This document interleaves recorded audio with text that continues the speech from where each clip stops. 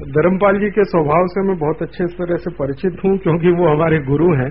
तो उनके स्वभाव के अनुसार उनको तुरंत बोलने में थोड़ी तकलीफ होती है, लेकिन उनको अगर ब्रीफ कर दिया जाए कि हमने क्या किया है 4 दिन में, तो बोलना उनके लिए बहुत आसान होगा।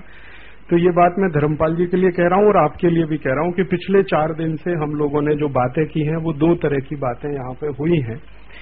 एक बात तो ये हुई है कि ये जो वेस्टर्न सेंट्रलाइज सिस्टम हमारे ऊपर लादा हुआ है अंग्रेजों के जमाने से, बहुत केंद्रित व्यवस्था जो इस देश में है, उसमें टैक्स भी शामिल है, उसमें बजट भी शामिल है, उसमें सरकार के कानून भी हैं वगैरह वगैरह, नीति है, नियम है, व्यवस्थाएं हैं, उसकी एक समझ इन कार्यकर्ताओं को मिल सके, उस दृष्टि से यहाँ 3-4 व्याख्यान हुए हैं। ये जो वेस्ट का मॉडल है इकोनॉमी का, और जो उनके कॉन्सेप्ट हैं कि अर्थव्यवस्था क्या होती है और कैसे चलाते हैं, पूंजी का उसमें क्या महत्व है वगैरह वगैरह, फिर टेक्नोलॉजी की बात है वो भी उसमें लाने की कोशिश की गई है। दूसरी तरफ इन्हीं 4 दिनों में एक और बड़ा काम हुआ है, वो रविंद्र शर्मा जी करके गए हैं कि अपना जो भारतीय मॉडल है वो कैसा रहा है। एक तो वेस्ट का मॉडल है जो हमने ले लिया है या हमारे ऊपर थोप दिया गया, उसमें इकोनॉमी क्या है, उसमें टेक्नोलॉजी कैसी है, उसमें व्यवस्थाएं कैसी हैं, उसमें नीति नियम कैसे हैं, वो है। दूसरा हमारा अपना क्या रहा है, भारतीय तंत्र कैसा रहा है, हमारी इकोनॉमी कैसी रही है, हमारा पूरा मार्केटिंग सिस्टम कैसे चलता रहा है, जातियों की क्या भूमिका रही है, समूहों की क्या भूमिका उसमें रही है। तो पिछले 4 दिन में लगभग ये 2 तरह की बातें यहाँ पे हुई हैं, और ये कोशिश ये की गई है कि ये जो जितने हम सब कार्यकर्ता सहयोगी बैठे हैं उनकी एक समझ बन सके दोनों के बारे में। एक तो हम जो चला रहे हैं वर्तमान में, जो वेस्टर्न इंपोर्टेड सेंट्रलाइज सिस्टम, उसके बारे में कुछ समझ बन सके कि ये कैसा है, और दूसरा हमें जो भारत के बारे में बात करनी है या चलाना है उसके बारे में भी एक समझ बन सके। तो ये समझ बनाने की कोशिश में 2 तरह की बातें अभी तक यहाँ बार बार उभर के आई हैं। ज्यादातर उन्हीं दोनों तरह की बातों के लिए उदाहरण सबके सामने रखे गए हैं, और ज्यादातर लोगों के मन में जो इन बातों को लेकर तरह तरह की शंकाएं हैं उनका निवारण करने की कोशिश की गई है। पिछले 4-5 दिनों में ये सब हुआ है।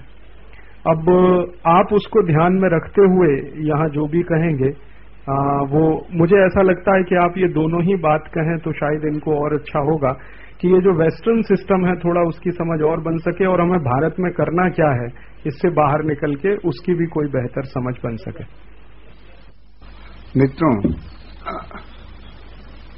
आप तो बहुत सारी बातें कर ही चुके हैं, और रविंद्र शर्मा जी को दोपहर को तो मैंने भी सुना था, तो उससे अधिक तो कुछ कहने का होता नहीं है। मेरे ख्याल से वो तो सभी बातें कह चुके हैं। उसमें सोचने की बात है, उसमें वो कैसे होता था, कैसे चलता था, और दूसरे लोग बोल चुके हैं और लोगों को, और आप ये राजीव तो आपको बतलाते ही रहते होंगे कि जो भी इनका सोच आता होगा। क्या ये ठीक बैठ नहीं रहा? आवाज नहीं आ रही क्या? अच्छा,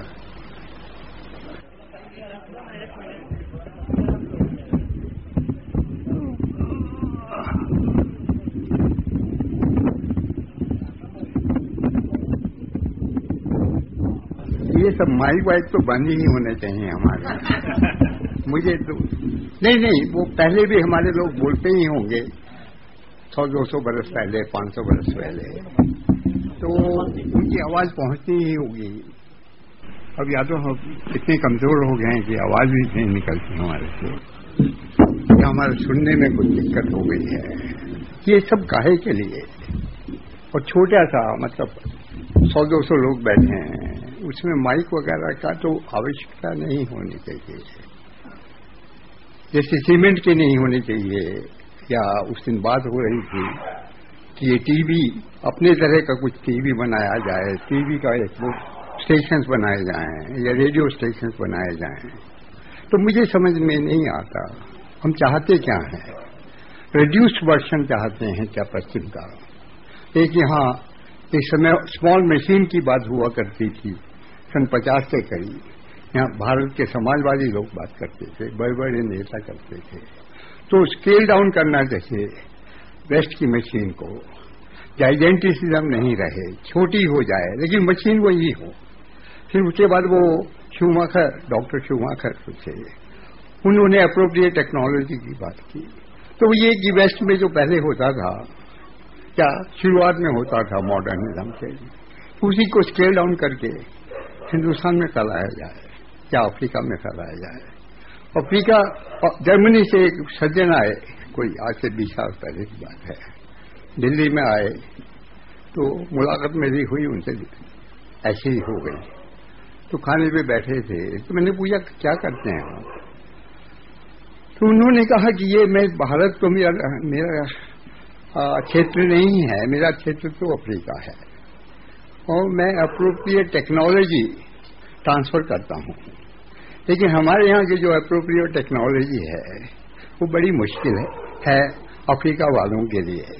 उन्हें भारत की अप्रोप्रिएट टेक्नोलॉजी है वो शायद बैठेगी, इसलिए भारत की अप्रोप्रिएट टेक्नोलॉजी वहां ले जाऊंगा।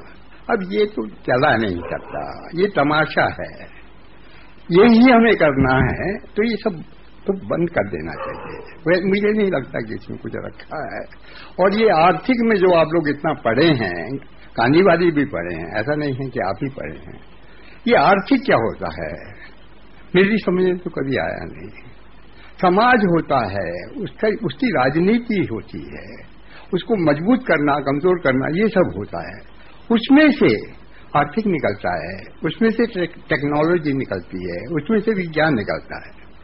समाज जो है, समूह जो है, उनका मानसिकता क्या है, उनका स्वभाव क्या है, उस हिसाब से ये सब बनता है और उसमें से निकलता है। ये संबंध ये है, ये टेक्नोलॉजी संबंध नहीं है, आर्थिक संबंध नहीं है। और वो आर्थिक शब्द महात्मा गांधी ने इस्तेमाल किया और उससे कोई तय नहीं होता।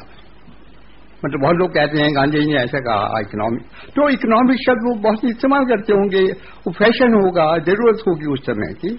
मुख्य जो उनका समाज से संबंध है, ऐसा ही मुख्य जितने पॉलिटिकल फॉर्मेशन होते हैं, थ्योरिस्ट होते हैं, उनका समाज से होता है। समाज का जो ग्रुप बनता है, उसके जो उसकी इंस्टीट्यूशनल फ्रेम जो बनता है उससे होता है। और इंस्टीट्यूशनल फ्रेम जो है उसकी जो आवश्यकताएं हैं वो टेक्नोलॉजी, आर्थिक वगैरह हल करते हैं। तो ये आप लोग साफ करिए कि ये सब, क्योंकि शुरुआत आप कहीं गलत जगह से कर रहे हैं, ऐसा मुझे लगता है। मैं तो ज्यादा जानता नहीं, 2-3 मीटिंग में ही आया हूं, लेकिन जितना सुनता हूं, पढ़ता हूं, तो उसमें मुझे नहीं लगता। दूसरा मुझे लगता है कि ये सारे देश में फैल करके 2 आदमी यहां, 4 आदमी यहां, 10 आदमी यहां, उससे कुछ बहुत नहीं निकलेगा। आप कोई वो बना रहे हो, कोई क्या कहते हैं, कोई नया संप्रदाय बना रहे हो तो अलग बात है। लेकिन संप्रदाय बना रहे हो तो ये समाज की बात मत करिए, लोगों की बात मत करिए। संप्रदाय तो ये नहीं करते हैं। संप्रदाय तो उन लोगों को जिनको ये वो संप्रदाय अपील करता है उनके लिए कुछ करते हैं। हम तो ये सोच रहे हैं कि देश के कुछ बड़े हिस्सों में, 2 जिलों में, 4 जिलों में, 300 जिलों में कुछ हो जाए, और वो नहीं करेंगे, और उसमें सब लोगों में हो। मतलब एक जिले की बात करते हैं, एक जिले में कोई 20-25 लाख की आबादी होती है, तो 20-25 लाख जो लोग हैं यहाँ के, जिसमें 4-5 लाख घर होंगे, वो सभी आपकी बात को स्वीकार करते हैं, या आप जो कर रहे हैं उनकी बात है और आप उसके कारिंदे हैं। वो नहीं है, आप उसके नेता नहीं हैं, आप उस काम करने के लिए आए हैं, आगे अपने मन से आए हैं। देखिए, उनका काम करने के लिए जो वो चाहते हैं, उन्हें जरूरी है, जो वो खुद शायद कुछ हद तक ना कर पाते हों, या उनके काम में अलग अलग तरह की बाधाएं हों, रोड़े अटके हों, उन्हें हटाने के लिए। क्योंकि आप लोग शिक्षित हैं, आप पे इन्वेस्टमेंट हुआ है, देश का खर्चा हुआ है, मतलब इसी पीढ़ी में नहीं, कई पीढ़ियों से ये हो रहा है। तो उसको अदा करना पड़ेगा। वो अदा तो हम नहीं करते। अब ये प्रदीप करता होगा शायद थोड़ा बहुत, लेकिन और लोग नहीं करते। मैं प्रदीप को जानता हूं, इसलिए कह सकता हूं, कुछ भी कह सकता हूं। तो ये जरा सोचिए इस पे।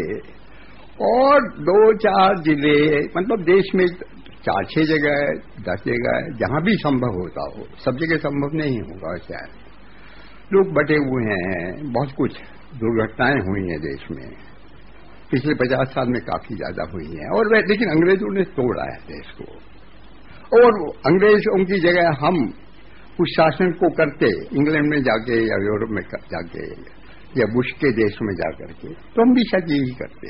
ऐसा नहीं है कि हम कोई बहुत बढ़िया निकलते। ये होता है इस समय।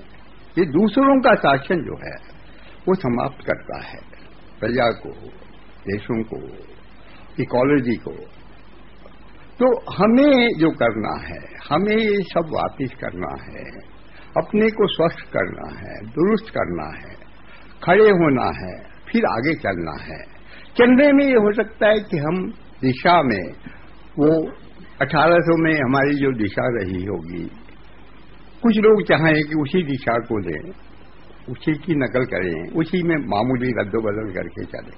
कुछ लोग चाहें कि नहीं, वो नहीं बैठेगा, कुछ और करेंगे।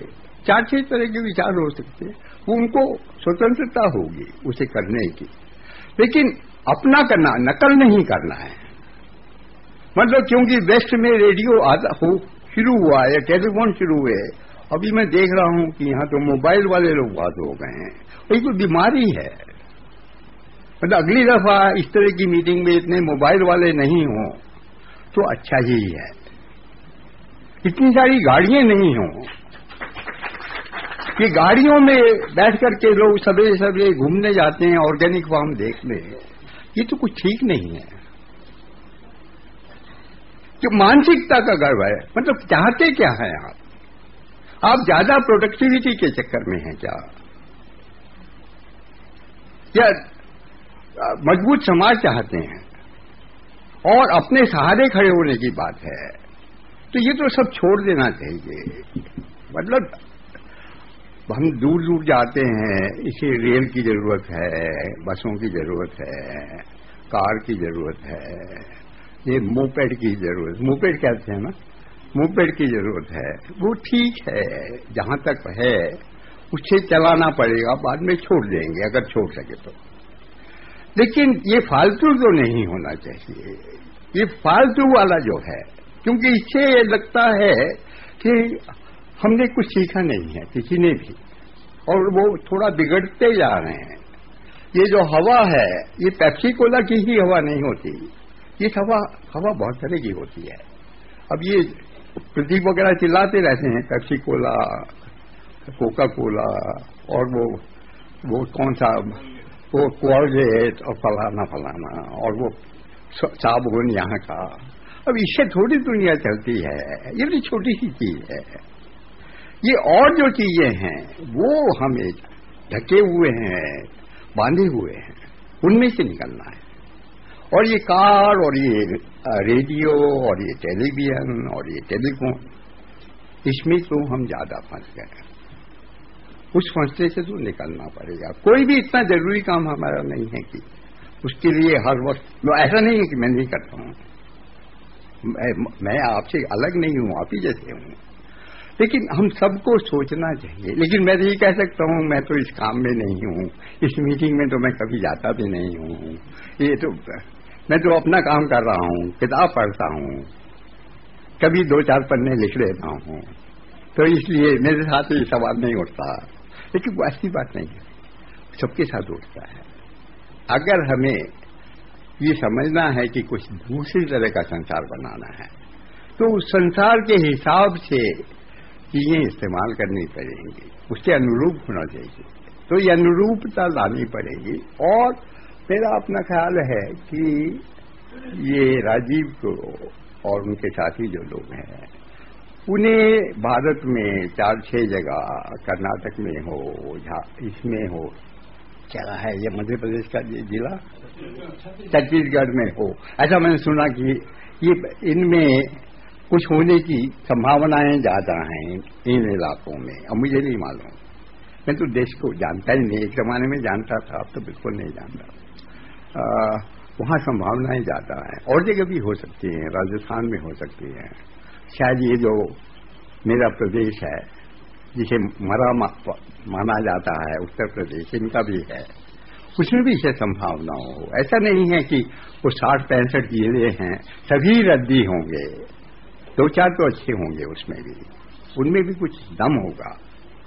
तो जहां दम हो, जहां लोग खड़े हो सकें, परस्परता ला सकें, आलस्य को दूर कर सकें, वहां तो ये करना चाहिए कि वहां की सभी व्यवस्थाएं, समाज चलाने से लेकर के बाकी जो भी इंफ्रास्ट्रक्चर होता है, स्कूल होते हैं, बैंक पैसे का हिसाब होता है, अस्पताल हो, दवाई ववाई का किस्सा है, सड़कें हैं, पुलिस है, मिलिशिया टाइप का सिस्टम कुछ है, वो सब का सब वो लोग चलाएं और इंडस्ट्री के बारे में तय करें कि क्या रखना है, क्या नहीं रखना है, किस तरह का रखना है, और उसमें ट्रांसपोर्टेशन कितना करना है, मिनिमम करना है, ज्यादा करना है, तो उस हिसाब से अपनी सड़कें वड़कें रखें।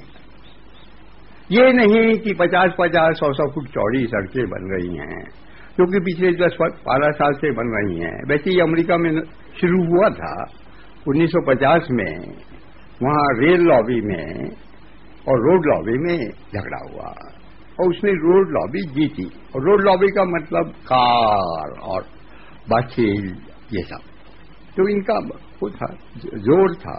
तो ये आइजनहावर के जमाने में ये सब, ये क्या ओवर ब्रिज और फलाना ये सब बन गया, और उसकी नकल होती रही। जो कुछ समझदार देश थे वो उतना आगे उसमें नहीं गए। इंग्लैंड में कुछ रेलवे लाइन उखाड़ दी गई, लेकिन फिर उन्हें बंद किया गया, उखाड़ना बंद किया गया, और वो 2-4-6 जो उखड़ी थी उनमें से 1-2 वापिस भी लाई गई, और जगह शायद रेलवे लाइन वगैरह नहीं उखाड़ी गई। अमेरिका में तो बहुत बड़े पैमाने पे ये उखाड़ा गया। तो अमेरिका में तो बहुत चीजें संभव हैं, उन्हें मजा भी उसमें आता होगा, हमें मजा आता हो तो ठीक ही है, लेकिन मेरे ख्याल से मजा नहीं आता। हम तो आलसी लोग हैं उस हिसाब से, ये सब इतना, ये सब नहीं चाहते, ये कूदना उड़ना, ये तो हमारा आराम से बैठो भाई, काय के लिए परेशान हो रहे। तो वो वेस्ट में ऐसा माना जाता है कि वेस्ट में टेंशन नहीं रहे तो वेस्ट जिंदा नहीं रहेगा, उसके स्वभाव के अनुकूल है टेंशन होना। तो ये सब सोच लेना चाहिए, और मेरा अभी भी दरखास्त है कि आप लोग 4-6-8 जगह जम करके काम करिए, 2-4-6 हजार लोगों को इकट्ठा करिए वहीं पर, और वो फैलाइए। ये नहीं कि ठीक है तुम हमारे से मेल नहीं खाते, तुम्हारे से हमें कुछ लेना देना, सबका आपसे मेल होना चाहिए। जो भी विचार बने, जो भी वो इंस्टीट्यूशन बनाए, कुछ भी करे, प्रोडक्शन करे, उसमें सबकी सहमति जैसे तो होना ही चाहिए। सहमति नहीं होगी, और सहमति होने में समय लग सकता है, लेकिन कराइए। और यहीं के लोग हैं, कहीं बाहर के तो नहीं आए हैं, मतलब मैं तो विदेशी भी हो सकता हूं, लेकिन भारत के लोग तो विदेशी नहीं हैं, यहीं के हैं, तो उनका मन एक ही तरह का है, और अगर आसपास के रहने वाले हैं तो उसी तरह से सोचते होंगे। उन्हें इकट्ठा करने वाले लोग नहीं है। महात्मा गांधी ने बहुत बड़े बड़े काम किए हैं, तो उन्हें अवतार मानता हूं, लेकिन अवतार हो या नहीं हो, उनसे जब पूछा गया महात्मा गांधी से, ये क्या आपने कर दिया, ये तो मरे पड़े थे लोग, बोलते नहीं थे, तो कहते नहीं मैंने तो कुछ किया नहीं, मैं तो इन लोगों के मन में कुछ था, ये कहना चाहते थे, कह नहीं पाते थे, मैंने उनको उनकी बात को सबके सामने कह दिया और कुछ करने का रास्ता बतला दिया, यही किया। तो यही काम होने का है। मतलब महात्मा गांधी के पैमाने पे नहीं हम कर पाएंगे, छोटे पैमाने पे हम लोग करेंगे तो कुछ हो जाएगा, ये बढ़ जाएगा। और ये मत समझिए कि एक साथ सब होने वाला है सारे देश, वो तो होगा नहीं, और कोई बाहर वाला होने नहीं देगा।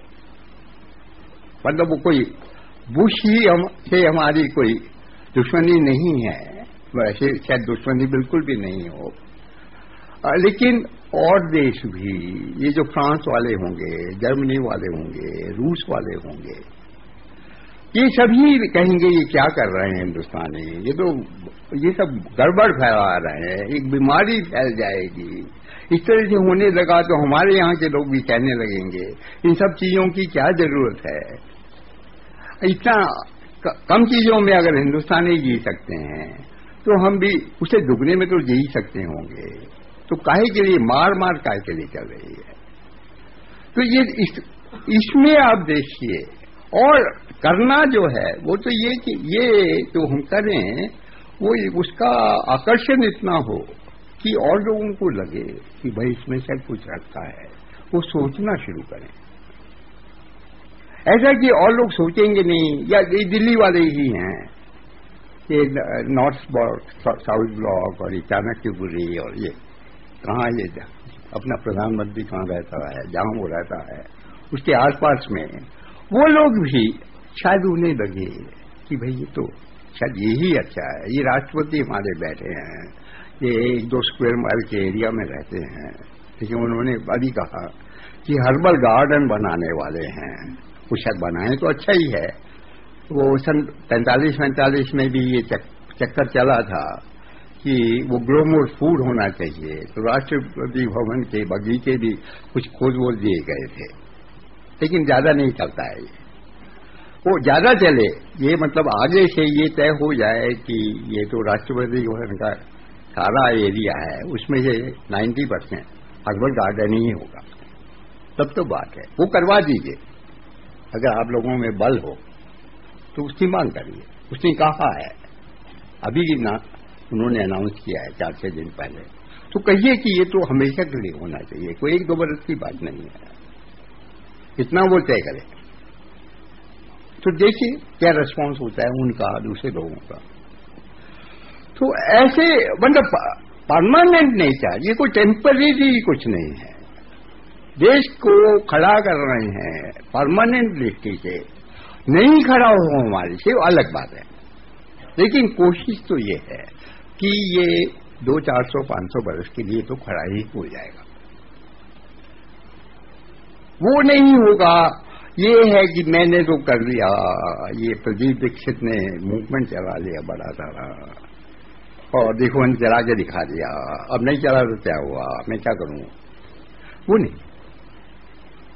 इसमें इसको पलट देना है। ये जो हमारा संसार बना है, बिगड़ा है, 200 बरस में ज्यादा बिगड़ा है, उससे पहले से भी बिगड़ रहा है, हमारी अपनी गलतियों से बहुत कुछ हुआ होगा, बाहर वालों के इंटरफेरेंस से भी हुआ है, उसे खड़ा कर देना है, उसमें हिम्मत लानी है, उसमें कौशल लाना है। वो कौशल ये नहीं कि सीमेंट बनाएंगे सस्ते तरीके से या रेडियो बनाएंगे, हो सकता है कि रेडियो बनाए या सीमेंट बनाए, कुछ करें, लेकिन उस दृष्टि से नहीं, जो जो जरूरी होगा वो बनाएंगे, जो हमें चाहिए, हमारे काम का हो, हमारे लोगों को पसंद हो, उसको बनाना। इसलिए नहीं कि और किसी ने बनाया था, रूस में बनाया था, चीन में बनाया था या जापान में, वो नहीं बनाया होगा, क्या करें हम उसका। ये अपने लोगों का सोचना है, और ये नहीं मानना है कि अपने लोग जो हैं इस देश के वो जो मूर्ख हैं, वो मूर्ख नहीं हैं, हमारे से तो ज्यादा होशियार है। उन्होंने पिछले कई हजार वर्षों से हमें बराबर खाना खिलाया है, कपड़ा पहनाया है, हमने तो कुछ नहीं किया उसमें। यहाँ तो मेरे ख्याल से मतलब मैंने सुना कुछ किसान लोग आए हैं, हो सकता है उनके पुरखों ने किया होगा, लेकिन बाकी तो हम लोगों ने कुछ किया नहीं, उन्हीं का देना है, और हम भूखे नहीं मरे हैं। हो सकता है कभी किसी बरस में 2-3% अन्न कम हो गया हो, उससे ज्यादा तो नहीं हुआ। तो यहीं के अन्न से हम पले हैं, यहीं के कपास से हमारे कपड़े बने हैं, या ऊन से या दूसरी चीजों से। तो वो होशियार ही लोग हैं, और उनके पास जो कैपिटल इन्वेस्टमेंट था वो तो बहुत कम रह गया था। मतलब 1800 में अगर उनके पास इन्वेस्टमेंट 1000 रुपए का रहा होगा, तो मेरे ख्याल से ये 1930 में वो 100-150 रह गया होगा, ये मान लीजिए। या कुछ डाटा है कि जो खाना मिलता था साधारण काम करने वाले को 1750 में, वो शायद दक्षिण में 200 पाउंड पैडी का एक महीने में मिलता था, और 1850 में वो 120 पाउंड रह गया। मतलब घटता चला गया, और अभी जो है वो उससे ज्यादा नहीं है।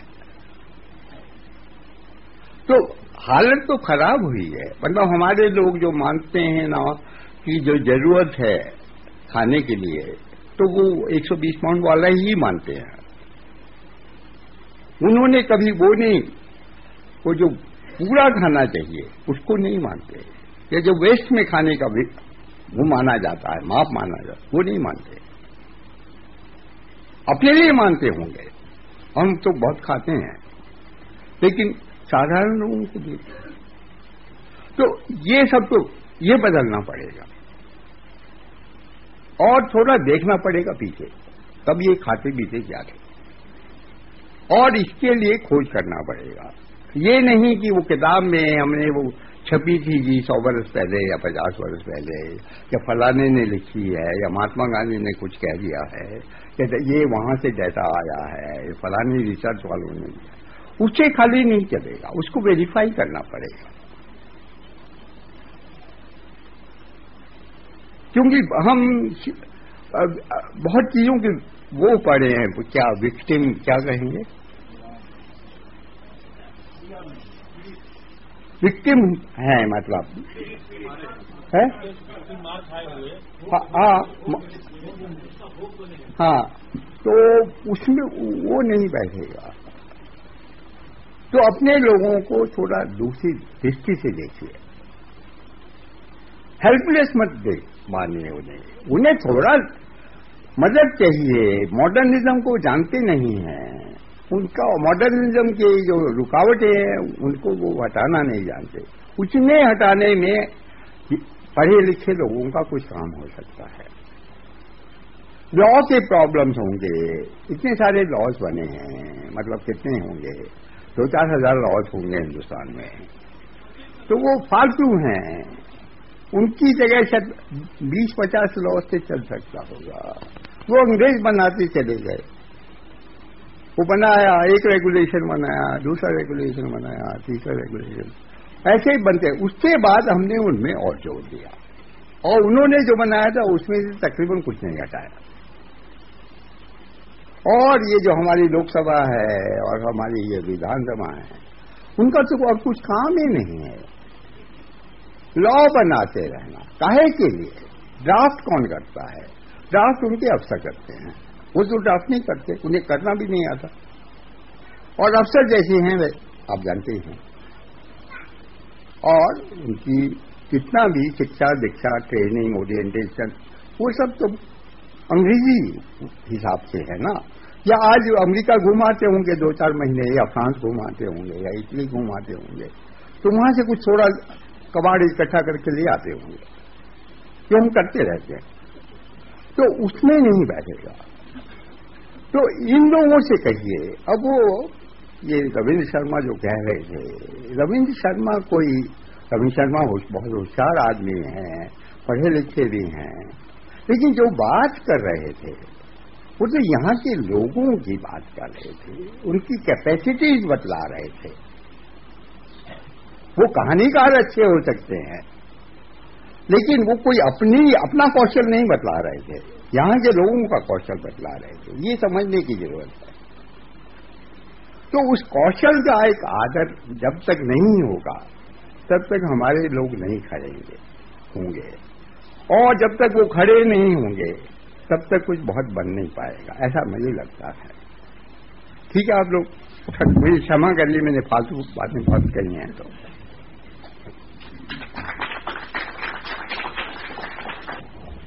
हम उम्मीद करते हैं कि धर्मपाल जी ने जो बातें रखी, क्योंकि धर्मपाल जी के बात रखने का जो सलीका है वो बहुत अजीब किस्म का है। मैंने पहली बार जब 1993 में सुना था, शायद 1993 या 94 था, इंदौर में एक विद्यार्थियों का कॉन्फ्रेंस हो रही थी, उसमें उस सभा में सिर्फ विद्यार्थी थे और ग्रेजुएट और उससे ऊपर के विद्यार्थी थे, या प्रोफेसर या अध्यापक जैसे लोग थे। शाम को धर्मपाल जी की सभा के बाद जब चर्चा हुई तो उसमें पता चला कि बड़ी मुश्किल से 2 या 3% लोग उस पूरी सभा के, लगभग 2500-2000 लोग थे, लेकिन उसमें से बड़ी मुश्किल से 2 या 3% लोग जिनकी समझ में ये बात आई। मेरे साथ बीएचयू के कुछ स्कॉलर बैठे हुए थे जो इंजीनियरिंग के छात्र थे, निकलते हुए उन्होंने कहा कि ये तो ऊपर से उड़ गया। तो ये अक्सर ऊपर से उड़ जाती है धर्मपाल जी की बात। लेकिन मैं उम्मीद करता हूं कि बहुत सारे साथी, चूंकि धर्मपाल जी की पुस्तकें हमने पढ़ी हैं तो कुछ तो समझ में आई ही होंगी, और यह अपेक्षा भी करता हूं, क्योंकि धर्मपाल जी केवल बोलते रहें ऐसा नहीं होता। उनके साथ अगर आप चर्चा करेंगे, आप सब भागीदारी करें और जो भी समझे हैं उस पर कुछ ना कुछ चर्चा करें, ये मेरा निवेदन है।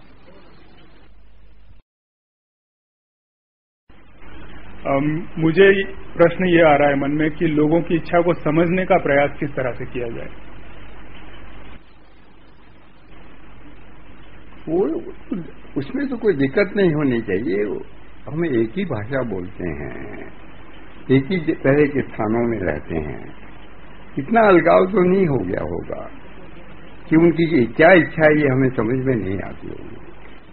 हम पढ़े लिखे हो गए हैं, हमने वेस्टर्न थ्योरी को पढ़ लिया है, कुछ कर लिया है, वेस्टर्न रहन हो गया है, कलर टेलीविजन पे बैठ गए हैं, मोबाइल जेब में पड़ा रहता है, ये सब तो हो सकता है। लेकिन उससे तो कोई ये कि हम उन्हें समझते नहीं हो, ये तो नहीं है। ये होगा कि हम उन्हें कंटेम्प्ट से देखते हैं, उनका सम्मान नहीं करते कि इन्हें क्या आता होगा, ये तो पढ़े भी नहीं, हम तो इतने 15 साल पढ़े या 18 साल पढ़े, या हम अमेरिका हो गया है या कहीं और हो गया है, और ये तो कहीं भी नहीं गए, ये तो 10 मील दूर भी नहीं गए होंगे, वो सब हो सकता है। लेकिन हम उनकी बात नहीं समझते हों यहां रहते हुए। ये हो कि 20 साल हम बाहर रह आए हैं इसलिए हमें समझ में नहीं आता, वो हो सकता है। लेकिन जो यहीं है, चाहे शहर में रहते हों, मान लो राजकोट में रहते हों या सूरत में रहते हों या अहमदाबाद में रहते हों, तो आसपास के जो लोग हैं पड़ोस में, और पड़ोस में खाली पैसे वाले ही नहीं रहते, गरीब लोग भी रहते हैं ना, और गरीब लोग घरों में काम करते हैं, ये सब होता है। तो उनको उनकी बात समझ में नहीं आती, ये तो नहीं है, बात तो समझ में आती है। ये पाते होंगे कि हमारे बस का नहीं है कुछ करने का, तो क्यों नहीं हमारे बस का? ये हमारे समाज में सबका सम्मान क्यों नहीं होता, सबको खाने पीने को क्यों नहीं मिलता, सबको रहने की जगह क्यों नहीं मिलती, इस पे सोचने का प्रश्न है। तो ये हमारे मन में उठता क्यों नहीं है, या उठता है क्या? अगर उठता है तो उसका इंतजाम क्यों नहीं करते? ये क्या हो गया हमें? वो भी मनुष्य हैं, हमें परेशानी होती है कि वहां कहीं 10,000 मील दूर अकाल पड़ गया या भूकंप आ गया या फलाना हो गया, उसकी चिंता होती है। इराक में इतने सारे लोग मार डाले गए या कहीं और इतने मार डाले गए, और पिछले 50 वर्ष में हो ही रहा है ये सब। लेकिन अपने यहां लोग गरीबी से रहते हैं, आधा पेट खाते हैं, ये सब क्यों नहीं करते हम? ये इसको तो सोचने की बात होगी ना। हमें कुछ हुआ है, कोई श्राप दिया गया है हमें, हमारे पूर्वजों ने दिया होगा, तो उसमें से निकलना पड़ेगा, उसका प्रायश्चित कुछ होता होगा। ये कि समझ में कैसे आए, ये कहां से बात आई, देंगे है ना। और बचपन में काफी हद तक सभी के बच्चे एक साथ थोड़ा खेलते होंगे, अभी थोड़ा मना करने लगे हैं, माँ बाप कहते हैं वहां मत जाना, वहां मत जाना, ये सब, लेकिन वो सब बच्चे उतना तो नहीं मानते हैं माँ बाप को, अच्छा ही है हम नहीं मानते। तो ये सब अपरिचित कहां से हो गए? नहीं, हम शायद ये मान बैठे हैं कि हम ही नागरिक हैं। मैं ये मानता हूं कि भारत सरकार जो है ये मान गई, ये अपने मन में ये मान चुकी है कि इसके जो नौकर हैं तंत्र के, भारत सरकार के खाली नहीं, बाकी तंत्र हैं, प्रदेश सरकार है, म्यूनिसिपल कमेटी है, बैंक है, फलाने हैं, रेलवे है, सब ये जो है कि ये 3-4 करोड़ लोग हैं, ये ही नागरिक हैं, बाकी नागरिक नहीं है, हमारी कोई जिम्मेदारी नहीं। तो इनको पेंशन भी देती है, पेंशन में जब वो इन्फ्लेशनरी अलाउंस भी देती है, फलाना भी देती है। मुझे कोई एक कोडाईकनाल में 15-18 बरस पहले कोई एक आदमी मिल गया सड़क पर, वो कुछ जूते वूते ठीक कर रहा था, तो बात होने लगी। तो उसने कहा मैं तो फौज में था 1945 में, पंजाब में कहीं था। तो फिर उसने कहा कि अभी थोड़े दिन हुए किसी ने कहा कि तुम्हें पेंशन मिल सकती है, तो मैंने मालूम किया सरकार को साथ की होगी, तो मुझे 500 रुपये पेंशन मिल सकती। तो उसे 1945 में जब उसने वो नौकरी करता था तब 10 रुपये मिलते होंगे। तो इन्फ्लेशन इतना हुआ, वो तो पेंशन का रेट ये हो गया, और अब वो पेंशन 2000 के करीब होगी। वो तो कर लिया हमने, तो लेकिन ये 15-20% लोगों के लिए किया है। तो ये नागरिकता हमने 15-20% लोगों तक सीमित कर दी है। मतलब बहुत अच्छी नागरिकता ये भी नहीं है, लेकिन जो भी जितनी भी है, लेकिन इनकी जिम्मेदारी है, इनको ये भूखे नहीं मरे हैं, फलाना नहीं हो, फलाना नहीं हो, बाकी लोग मरते रहे। ये कहां, किसने अलाउ किया ये?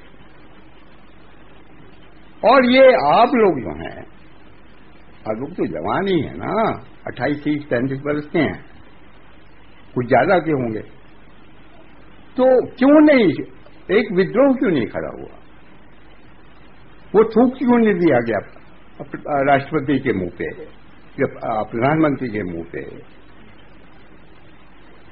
ये काहे के लिए?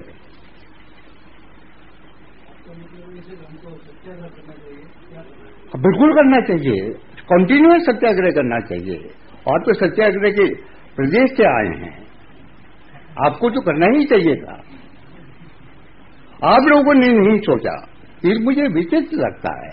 मतलब मैं तो कमजोर आदमी हूं, कुछ आता जाता नहीं है, कुछ किताबों का कीड़ा हो गया हूं, तो मैं अपने लिए तो बहाना ढूंढ सकता हूं, आप लोग तो बहाना भी नहीं ढूंढ सकते। मतलब आप विदेशी नहीं हुए हैं, मैं कुछ विदेशी हो गया हूं। आपकी बात से मैं ऐसा समझता हूं कि आप यह चाहते हैं कि हमको लोगों के पास जाना चाहिए, गरीब लोगों के पास जाना चाहिए, और गरीब लोगों की इच्छा क्या है वो समझना चाहिए, और वो जो चाहते हैं उसकी दिशा में हमको काम करना चाहिए, ऐसा आपका कहना है? नहीं, उस तरह से बदल दीजिए। ये तंत्र व्यवस्थाएं जितनी हैं, जिसमें वो आराम से हमारी तरह से जिंदा रह सके, हमारी जितनी उनकी आमदनी चाहे ना हो, वो होती रहेगी बाद में। फिलहाल जो साधारण जीवन है, वो साधारण जीवन वो जी सके, बहुत परेशान हुए बगैर। आज परिस्थिति ऐसी है कि हमारे बीच और आम जनता के बीच, एकदम गरीब लोगों के बीच काफी अंतर हो गया है। ये बात सही है, चाहे वो नौकरी करते हैं हम, या कोई धंधा करते हैं, या अपना खुद का कुछ काम चलाते हैं, फिर भी ये बात तो सही है कि एकदम गरीब लोगों के साथ हमारा नाता इतना अच्छा नहीं रहा है। लेकिन अगर हम एकदम गरीब लोगों के पास जाते हैं तो उसकी क्या तकलीफ है उसको समझ में आता है। समझो कि मैं एक दफा जा रहा था, उसमें एकदम गरीब लोग के पास गया कि भाई ये क्या करते हैं, तो समझ में आया कि वे भैंस रखते हैं और दूध बेचते हैं शहर में, और शहर के बाहर पड़े रहते हैं। अभी मैंने समझा कि उनके पास घास नहीं है, तकलीफें है, वो उसका पूरा नहीं होता है, घास वगैरह महंगा हो गया है और दूध का इतना पैसा मिल नहीं रहा है और उसको तकलीफ में आ गए हैं। मैंने उनको बताया कि अभी तो डेनमार्क से दूध आने वाला है तो तुम्हारा दूध का भाव भी कम हो जाने वाला है, हैरान हो जाओगे। तो वे घबरा गए कि ये अभी तो ये भी पूरा नहीं हो रहा है, इसमें दूध का भाव टूटने वाला है तो हम मर जाएंगे, ऐसा कुछ। तो फिर उनकी तो रहन सहन इतना सीधा साधा, बिल्कुल झोपड़े में रहते बेचारे, तो मुझे समझ में नहीं आया कि इनको मैं कैसे मदद रूपूं।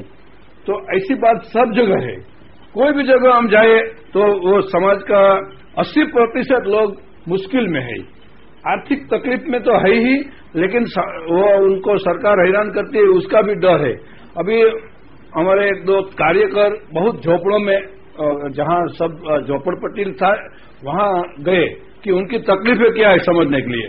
तो उसने बोला सबसे बड़ी तकलीफ यह है कि बुलडोजर आएगा हमारा झोपड़े तोड़ देगा, ये डर लगता है, रात को सो नहीं सकते, वही तकलीफ है।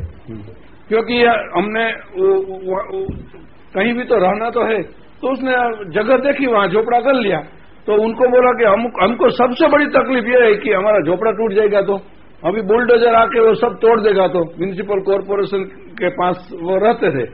तो फिर उसने बोला कि अगर आप हमको मदद करना चाहे तो इलेक्ट्रिसिटी दिलवा दो इधर, क्योंकि उनको ऐसा ख्याल था कि जो अगर गुजरात विद्युत बोर्ड अगर इलेक्ट्रिसिटी दे दे तो वो झोपड़ा तोड़ने नहीं आएंगे, क्योंकि उसको कहीं ना कहीं उनको कुछ तो आधार है, ये इलेक्ट्रिसिटी इसके घर में आ गई, अभी झोपड़ा नहीं तोड़ना है। तो उसको बोला गया कि आपके लिए हम कोई ऐसी व्यवस्था कर दे जिसमें से बिजली हो, तो नहीं वो नहीं चाहिए हमको, वो ऑथेंटिक बिजली आती है वो दिलवा दो तो हमारा झोपड़ा बच जाएगा। क्योंकि तो उसको ऐसा लगा कि तभी वो नहीं तोड़ते हैं। उसने देखा कि जहां जहां बिजली दे दी सरकार ने उसका झोपड़ा नहीं तोड़ते हैं, तो हमारा झोपड़ा नहीं टूटेगा। ऐसी बहुत सी तकलीफ है। ये तो मैंने एक आपको मिसाल दिया, लेकिन जब भी ऐसे कोई सवाल का हल करने के लिए जाएंगे तो तुरंत हमको सरकार के साथ सत्याग्रह करने का मौका मिल आएगा। तो करना पड़ेगा ना। आपको तो राजकोट में 20 बरस पहले शुरू कर देना चाहिए था। हाँ। नहीं अकेले नहीं। हाँ। मतलब ये 2-4 व्यक्तियों की बात नहीं है। ये तो आपके 1000-2000 बड़े लोग जो हैं, हाँ, वो तय करें कि ये नहीं सहा जा सकता। हाँ। हमें तो इसे बदलना है। हाँ। ये सरकार जहन्नुम में जाए, जो भी सरकार हो। हाँ। कांग्रेस वालों की हो, बीजेपी वालों की हो, किसी और की हो, मार्क्सिस्ट की हो। अब यहाँ तो सरकार हुई नहीं अभी तक, शायद हो जाए। तो लेकिन ये हमें नहीं चाहिए। सरकार के बगैर हमारा जिला चल सकता है, हमारा पड़ोस चल सकता है। मुझे आपकी बात कुछ समझ में भी आती है, लेकिन आपको बहुत कुछ समझ में आता होगा। आपको समझ में आती है, लेकिन हिम्मत इतनी नहीं चलती। हाँ। और राजीव भाई के साथ कभी बात करते हैं तो राजीव भाई सब बोलते हैं कि आपकी कोई ताकत नहीं है, हम नहीं कर सकते, क्योंकि संगठन हमारे पास इतना बड़ा नहीं है। तो नहीं, वो देशव्यापी संगठन मत बनाइए। हाँ। नहीं, ये तो मैं समझा, कुछ इलाकों में बनाइए। बोलते हैं कि आप सरकार हैरान कर देगी, हम मर जाएंगे। फिर हमको वो बात समझ में आ जाती है कि सच्ची बात है कि सरकार हमको हैरान करेगी, और हम सरकार आपकी सरकार को हैरान क्यों नहीं कर सकते? इतनी हमारी ताकत नहीं बनी है ना। नहीं। हाँ। लोग आपके साथ होंगे। अगर 1 या 2 जिले के लोग आपके साथ हैं तो ये सरकार हैरान नहीं होगी। अरे अंग्रेज हैरान हो जाते थे, ये हैरान नहीं होंगे। इनमें ज्यादा दम है क्या? कोई भी हो, वो नरसिंह राव की सरकार हो या इसकी सरकार हो, अटल बिहारी वाजपेयी की हो, या कल इनकी आ जाए, अडवाणी जी की आ जाए, या और किसी की आ जाए, वो हैरान नहीं होंगे। इनमें ताकत ज्यादा है, मनोबल ज्यादा है। क्या मानते हैं? कुछ भी नहीं है, लेकिन सत्ता ज्यादा है। धक्का दीजिए। अरे धक्का दीजिए, ठोकर मारिए तो हो जाएगा। नहीं क्यों नहीं होगा? नहीं, मुझे नहीं ये समझ में आता कि क्यों नहीं इकट्ठे होंगे तो क्यों नहीं होगा। हाँ ठीक है, अकेले नहीं होगा। हाँ अकेले नहीं होगा, लेकिन समाज जागेगा तो होगा। और उसमें से ये जो सरकारी तंत्र है उसके आधे लोग आपके साथ आ जाएंगे, उनका लोकल पेट्रियोटिज्म जगेगा। सब बिके नहीं है। आप ये माने कि बिक गए हैं या ऐश्वर्य में पड़ गए हैं, ऐसा सबके साथ नहीं है। लेकिन एक बात तो सही है कि जो अगर ऐसा काम हम करना चाहे तो हमको जेल में जाने की और मिलकत गंवाने की तैयारी रखना पड़ेगा। अब ये तो आप सोचिए, आप तो जेल में वाले ज्यादा हैं ना। मैं तो 2 दिन के लिए ही, 2 महीने के लिए ही थाने में रखा गया था, तो ज्यादा नहीं। मैं प्रश्न पूछ रहा हूँ, मैं कुछ कह नहीं रहा हूँ। अरे आप प्रश्न मत पूछिए आप। नहीं, मैं ऐसे ही भय लगता है मुझे। नहीं, मैं ये केवल अपने ही लिए नहीं पूछ रहा हूँ, आपसे तो मैं कभी भी अपने लिए पूछ सकता हूँ।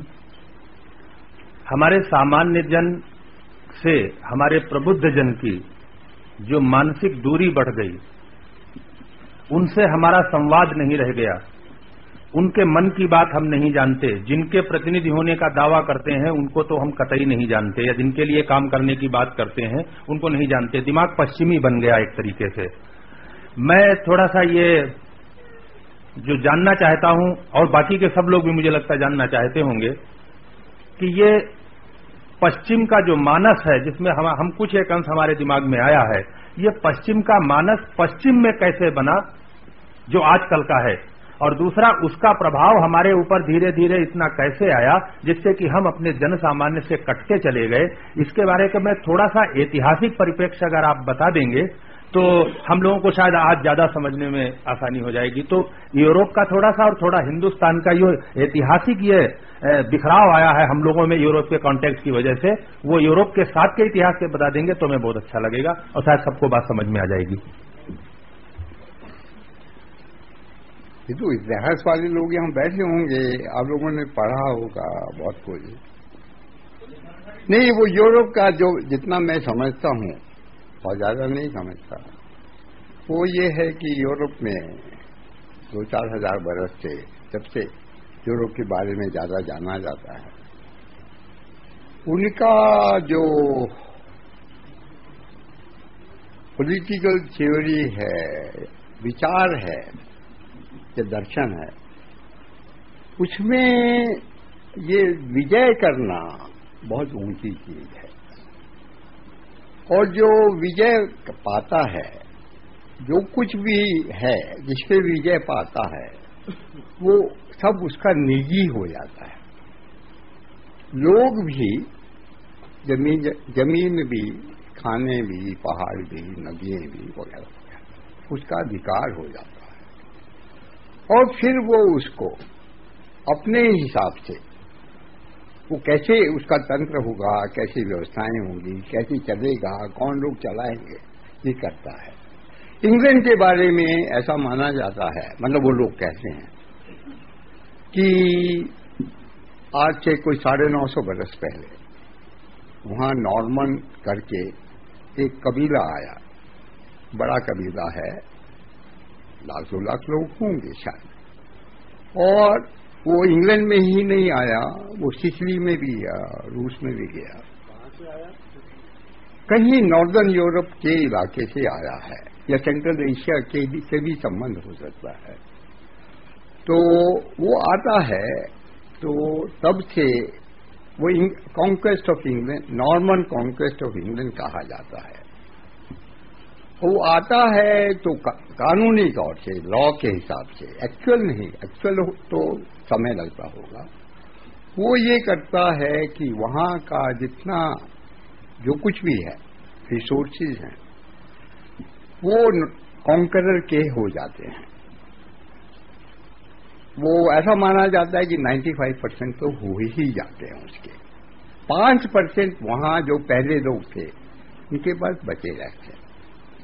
फिर इस 95% को वो बांटता है।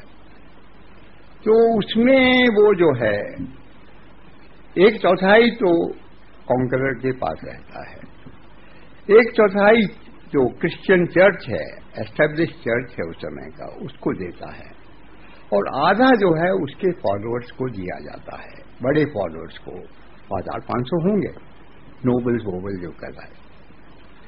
और फिर उसके लिए लॉ बनता है, इसको प्रिजर्व करने के लिए एक ऑर्डर बनाया जाता है, जैसे हिंदुस्तान में अंग्रेजों ने 1760 के बाद बनाया, और उसको लेजिटिमेट किया जाता है ये लेने को, और उसमें 101 बरस लगते होंगे उसका अप्लाई करने में। फिर वो मैग्ना कार्टा वगैरह होता है उनके यहाँ, जिसमें जो नोबल्स हैं, जो उसके फॉलोअर्स हैं और जो राजा है, उनके बीच एग्रीमेंट होता है कि वो ज्यादा काम उनकी सलाह से करेगा। और वो तब से 1850-60 तक वो चला आया है, 800 बरस के करीब वहां चला है, वो मॉडल है उनका। और अभी भी जो इंग्लैंड की समाज है, तरीके हैं, उसी पे मॉडल है। तो इंग्लैंड का तो इतना मालूम है, उसी तरह का कुछ मिलता जुलता और जगह है शायद यूरोप में, रोमन टाइम से है, रोमन से पहले से भी हो सकता है। उसके जो दार्शनिक हैं, हो सकता है अरिस्टोटल से पहले के लोग हों, मुझे नहीं मालूम ज्यादा, लेकिन इसी तरह का विचार है, कॉन्क्वेस्ट का विचार है। अच्छा, और वो कॉन्क्वेस्ट में ये होता है कि जो समूह हैं, ट्राइब्स हैं, उनको समाप्त करने की कोशिश की जाती है और व्यक्तिवाद फैलाने की कोशिश की जाती है, जिसमें समय लगता होगा, कई 100 बरस लगते होंगे, कहीं कम होता होगा, कहीं ज्यादा होता होगा। तो यूरोप में ये आया, सेंट्रलिज्म आया, उसके फिर रूप बदल के चले गए, वो पार्लियामेंट्री डेमोक्रेसी तक आ गए। लेकिन ये हुआ कि समूहों को तोड़ दिया गया, कुछ रह गए होंगे लेकिन उनका लीगल एग्जिस्टेंस नहीं रह गया, तो वो समूह खत्म हुए, तो वो स्टेट से टक्कर लेने वाला कोई नहीं हुआ।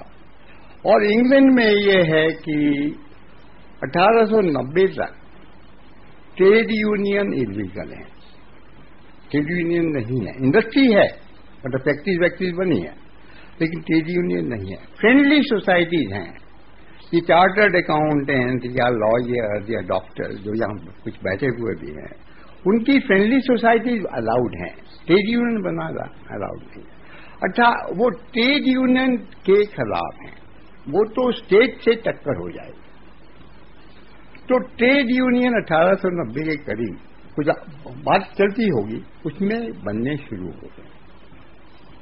उसी के बाद वो कुछ 1830 में इंग्लैंड में कुछ तय होता है कि जो फ्रेंचाइज है, जो मत देने का है, वो तब शायद 1830 के करीब पुरुषों में 21 वर्ष से ऊपर या 25 वर्ष से ऊपर कोई 10-12% लोगों को ये मत देने का हक है। तो तब ये वो रिफॉर्म एक्ट करके कुछ कहा जाता है, उसमें कुछ ऐसा कहा जाता है कि ये बढ़ाना पड़ेगा धीरे धीरे करके, और एक समय आएगा कि सबको ही मत हो जाएगा। तो वो 1918 के करीब सबको मत हो जाता है। उस बीच में मेरे ख्याल से जो जितना मैं समझता हूं, उनकी तैयारी होती है कि शासन की जो बागडोर है तंत्र की, वो एक परमानेंट सिस्टम के वो सौंप दी जाए। तो वहां ये जो एडमिनिस्ट्रेटिव सिस्टम होता है, जिसको ब्यूरोक्रेसी भी कहते हैं, वो बनाया जाता है। 1860 के करीब ये बन जाता है। तो ये जितना व्यवस्थाओं को चलाने का काम है, उनके संबंध हैं, ये एडमिनिस्ट्रेटिव सिस्टम करने लगता है। और पार्लियामेंट के लिए जो जो जरूरी है, उसको जो जो खबर चाहिए, उसको जो जो बिल पास करने हैं, तो उनका ड्राफ्ट वगैरह ये सिस्टम बनाता है। पार्लियामेंट नहीं बनाती, पार्लियामेंट उस पर चर्चा करती है, बात करती है, उसे नापसंद है फेंक देती है, कहती है दूसरा बनाओ, तीसरा बनाओ, चौथा बनाओ, लेकिन खुद बनाने का नहीं है। वो बनाने वाली एजेंसी एडमिनिस्ट्रेटिव सिस्टम है। तो एक तरह से जो चलाना है वो उनके हाथ में चला जाता है। तो यही यूरोपियन तस्वीर होगी। हमारे यहां तो जैसे उन्होंने कहा ना उस दिन शर्मा जी ने कि वो कुछ 1000 लोग हो गए, तो उन्हें लगा कि ये तो 1000 लोग तो बहुत हैं, इनसे रिश्ता नहीं रखा जा सकता, तो इनके 3 टुकड़े कर डालो, 300 के। तो कुछ इस तरह की मानसिकता हमारी शायद है। अब वो उसमें अतिशयोक्ति हो सकती है, वो मैं नहीं कह रहा।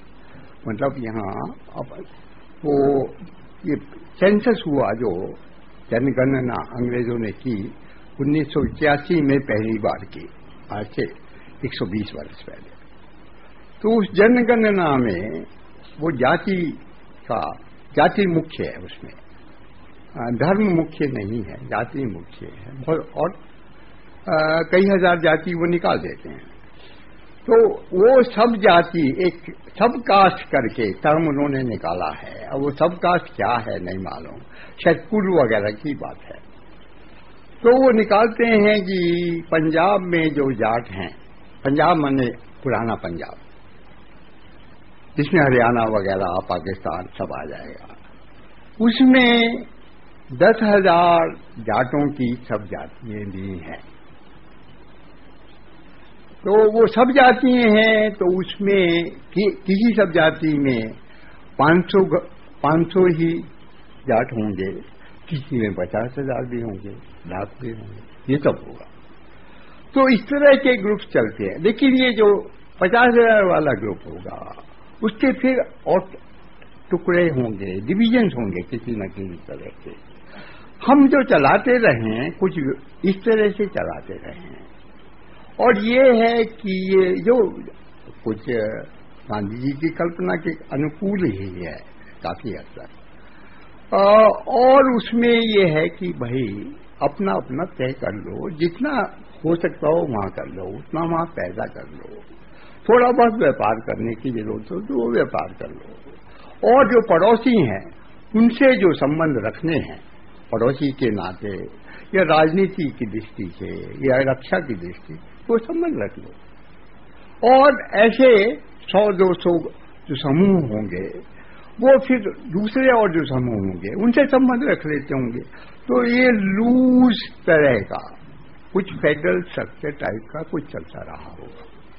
उसमें कभी कभी वो बहुत तेज राजा वाजा लोग भी होते होंगे या सरदार लोग होते होंगे, वो ये होते होंगे मेरा ही कब्जा क्यों नहीं हो जाए। तो लड़ाई वड़ाई होती ही है, ऐसा नहीं कि ज्यादा लड़ाई नहीं, कुछ तो होती ही है, उतनी नहीं होती कि खत्म ही कर देंगे। जो यूरोप में लड़ाई है वो तो खत्म कर देने की लड़ाई है साधारणता। ये जर्मनी में 45 में चर्चिल का ये कहना था, चर्चिल तो बहुत बड़े नेता हुए हैं, बहादुर हैं, होशियार हैं, ये था कि इसको जर्मनी को ग्रेजिंग ग्राउंड बना दिया जाए, जो कुछ भी खड़ा है उसे गिरा दिया जाए। और बाद में सुना अमेरिकनों ने दखल दिया, नहीं होने दिया वगैरह। वो भी शायद करते नहीं, कहने की बात अलग होती है, करने की अलग होती है। लेकिन इस तरह के विचार आते हैं, समाप्त कर देना चाहिए, ये नहीं रहे। और अमेरिका में तो ये हुआ। और मैं बहुत पुरानी बात पे जा रहा हूँ, 500 बरस पहले की। वो अमरीकी स्कॉलर्स में वो 40 वर्ष पहले हिसाब लगाया है कि अमेरिका में, दोनों अमेरिका में, दक्षिण और उत्तर अमेरिका में 1492 में जब कोलंबस वहां पहुंचे थे, तब वहां के लोगों की आबादी क्या रही होगी, मतलब उससे यूरोपियन नहीं है। तो उनके जो एस्टीमेट्स हैं वो ये है कि 9 से 11 करोड़ के बीच में रही होगी। उस समय पूरे यूरोप की आबादी 7 से 8 करोड़ है। 7 या 8 करोड़ है। आज यूरोप के लोगों की आबादी दुनिया में 1500 करोड़ होगी, और वो जो 9 से 11 करोड़ थे वो अगर इसी तरह से बढ़ते तो वो भी 2000 करोड़ हो जाते।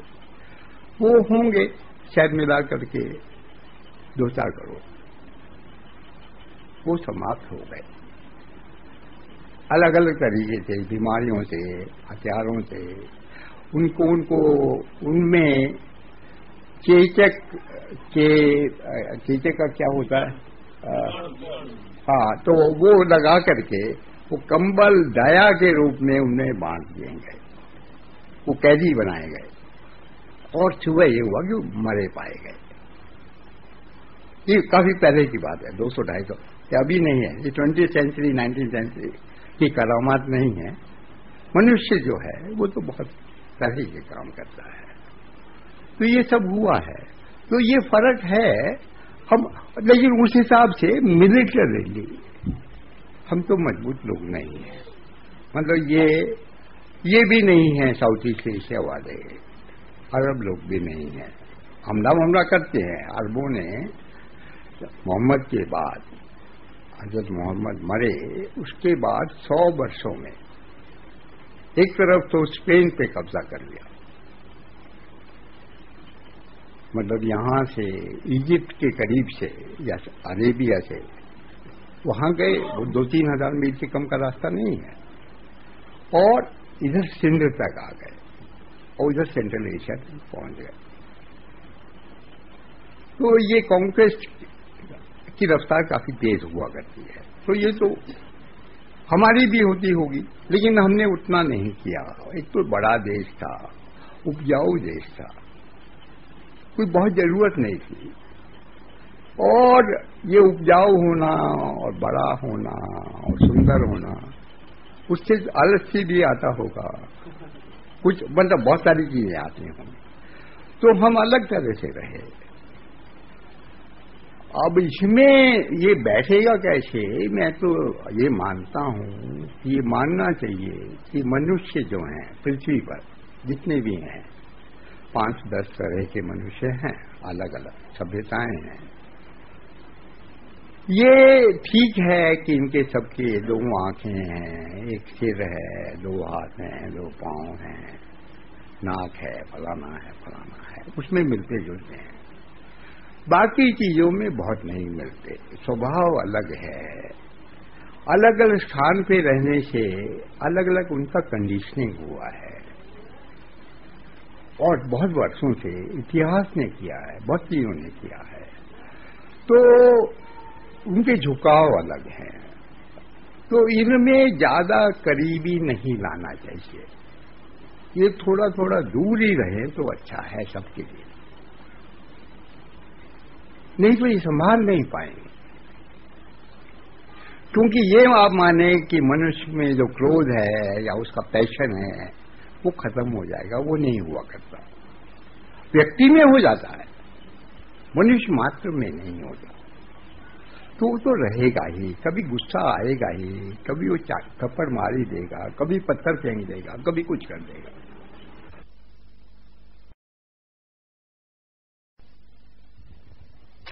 ये अच्छा था। ये जो डिस्टेंस कम हुआ है, इसमें ये जीवों के लिए, खाली मनुष्यों के लिए नहीं, थोड़ा खतरा पैदा हुआ है, और ये मनुष्य की ओर से। तो उसका तो रास्ते निकलते होंगे। ऐसा नहीं कि इन जो चीजें खराब हो सकती हैं वो अच्छी भी हो सकती हैं। खाली कौशल चाहिए, समझ चाहिए, और तो कुछ नहीं ना।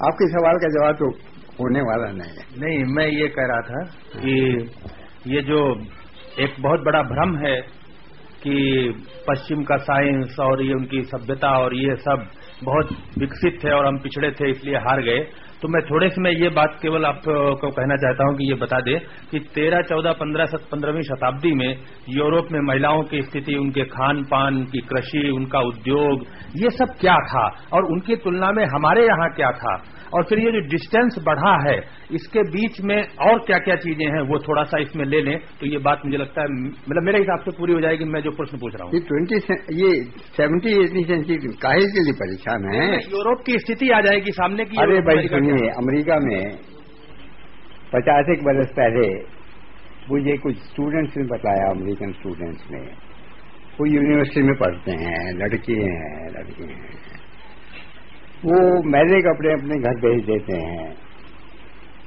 और वो 5-7 दिन में धुल करके वापस आ जाते हैं प्रेस होकर के, तो वो चलता रहता है। तो वो नहीं भेजते तो माँ दुखी होती है कि क्यों नहीं भेजे। हाँ, तो ये कोई बहुत भिन्न नहीं होता होगा और स्त्रियों की जो दशा या दुर्दशा रही होगी, जो यहाँ रही होगी वो वहां रही होगी, हमें नहीं मालूम ज्यादा।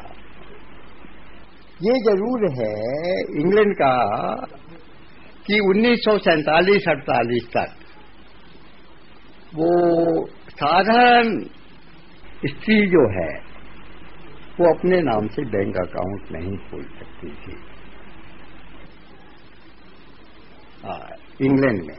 मतलब नोबिलिटी की लड़की तक खोल सकती होगी, वो मुझे नहीं मालूम, लेकिन साधारण लोग नहीं खोल सकते थे। और वो मकान तो खरीद ही नहीं सकती थी। या साधारण स्त्री जो है वो काम करती है, पढ़ाती है, मान लीजिए स्कूल में या कुछ करती है। इसी तरह के ज्यादा स्त्रियां पढ़ी लिखी स्कूलों वगैरह में ही पढ़ाती थी। और उसका पति है, अकेली नहीं है, पति है, और पति मान लीजिए बेकार है, स्त्री काम करती है, लेकिन उसका जो इनकम टैक्स रिटर्न है वो पति ही दे देगा, वो स्त्री नहीं भेज सकती। तो अब उसके जो भी मायने, आप तो होशियार लोग हैं, ज्यादा जानते होंगे इन चीजों, मैं तो जानता नहीं। और बाकी ठीक है, अब वो स्त्रियों पुरुषों में कितने झगड़े वहां होते थे, कितने यहाँ होते, वो तो सब जगह होते ही रहते होंगे, आज भी होते हैं। 2000 बोल तो उनमें रामायण में, कम्बन रामायण में, और इसमें भी वाल्मीकि में भी, रामचंद्र जी में और सीता में काफी झगड़ा हो रहा है।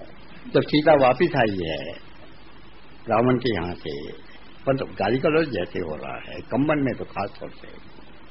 तो ये तो होता ही रहता है, इसके लिए काहे के लिए परेशान होना? क्यों आप रामायण के साथ नहीं सुनना चाहते थे? नहीं, अभी आपने कहा कि जो अलग अलग सभ्यताएं हैं उनमें दूरियां तो रहनी ही चाहिए, रहती हैं। और आज जो लोगों में एक भ्रम बना हुआ है कि हम जितना ज्यादा नजदीकी जोड़ेंगे, सैटेलाइट के माध्यम से, टेलीफोन के माध्यम से, टीवी के माध्यम से, चैनलों के माध्यम से सीधे अमेरिका से जुड़ रहे हैं, ये जो आज हवा फैली है, तो ये इतना बड़ा अंतर है। एक तरफ तो हम ये मानते हैं कि भाई सभ्यताएं जितनी अलग रहेंगी उतनी सुरक्षित रहेंगी, और आज की स्थिति है कि सभ्यताएं जितनी जुड़ेंगी उतनी ज्यादा डेवलपमेंट होगा। तो ये जो कंट्राडिक्शन सबके मन में बैठा हुआ है, इसके बारे में कोई सभ्यता जुड़ने की बात नहीं है, अपनी बात कर रहे हैं हम।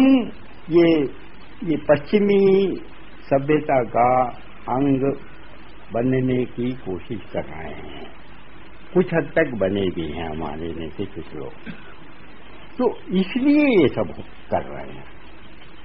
ये कोई इसलिए नहीं कर रहे कि वो अपना जो पड़ोसी है, गांव वाला है, कस्बे वाला है, शहर वाला है, हमारा जो बर्तन मांजने कोई आता है, ये सब उससे जुड़ने की बात तो नहीं हो रही ना।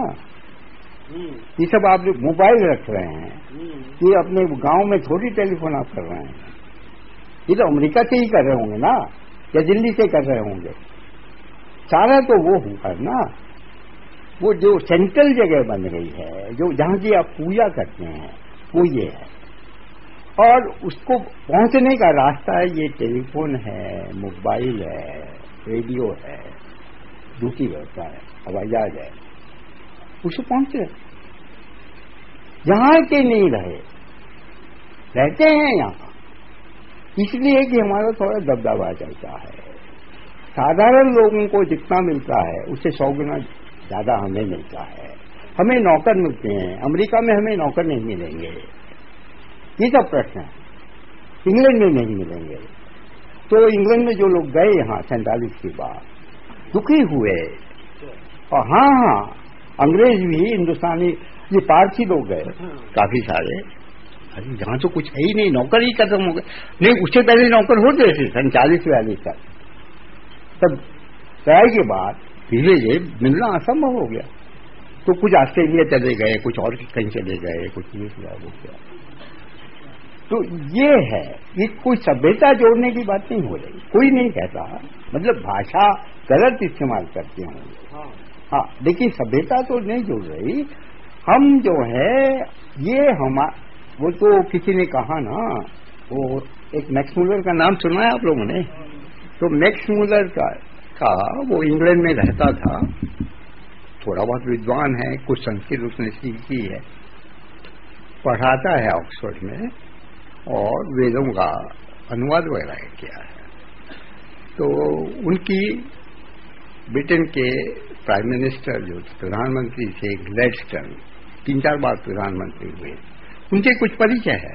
तो वो पूछ रहे हैं कि क्या कर रहे हो, तो उन्हें वो समझा रहे हैं। तो वो कह रहे हैं कि ईसा मसीह से 2000 बरस पहले जो लोग बिछुड़ गए थे उनको मैं ईसा मसीह के 2000 बरस बाद इकट्ठा लाने की ये है। तो वो ये कि जो यूरोप, वो एक थ्योरी ये बनी थी कि यूरोप और भारत के जो लोग हैं वो एक ही हुआ करते थे, वो किसी तरह से बिछुड़ गए, तो इनको इकट्ठा कर रहे हैं। तो उसका नतीजा ये हुआ, मतलब विद्वता का क्या क्या असर होता है। ये तो 100 बरस पहले उसने कहा था, 1870 में क्या कहा था। 1942 में अमेरिका के राष्ट्रपति रूजवेल्ट जो हैं, जो बड़े राष्ट्रपति हैं, 4 राष्ट्रपति चुने गए, उनकी किसी अंग्रेज प्रतिनिधि से बात हो रही है अगस्त 42 में। तो और वहाँ उनका सेक्रेटरी ऑफ स्टेट है, सेक्रेटरी ऑफ स्टेट उनका फॉरेन मिनिस्टर जैसे होता है अमेरिका में। तो उसमें रूजवेल्ट कहते हैं उस अंग्रेज प्रतिनिधि से, मैं हिंदुस्तान के बारे में कुछ कहना नहीं चाहता, लेकिन अंग्रेज इतना ख्याल रखें कि जो कुछ भी वो तय करे हिंदुस्तान के बारे में, उसमें ये रहे कि जो हिंदुस्तान है वो वेस्टर्न ऑर्बिट में रहे, ऑर्बिट का छत्र छाया में रहे। तो फिर उसके बाद अमेरिकन सेक्रेटरी ऑफ स्टेट कहता है कि चाइना का विदेश मंत्री तो कहता है कि हिंदुस्तानी तो एशियाटिक हैं। तो कहते नहीं, वो एशियाटिक नहीं है, वो तो हमारे जैसे हैं, मतलब हमारे रिश्तेदार हैं। तो ये रिश्तेदार तो हैं, सब नहीं, 12% लोग, तो वो रिश्तेदार जो हैं वो अपना संबंध कायम कर रहे हैं। अब उसमें आपको क्या एतराज है? मुझे नहीं समझ। मैं काफ रहा हूँ। ऐसा नहीं है, आम जनता के पास अब जाके पूछे, वो बोलते हैं जब राज महाराज थे बहुत अच्छा चल रहा था, ब्रिटिश की हुकूमत से फिर भी अच्छा चल रहा था, जब हमारा सरकार आए पूरा खराब हो गया। तो ऐसे बड़े लोगों के पास जाके पूछे, वो बोलते हैं आजकल जमाना खराब है।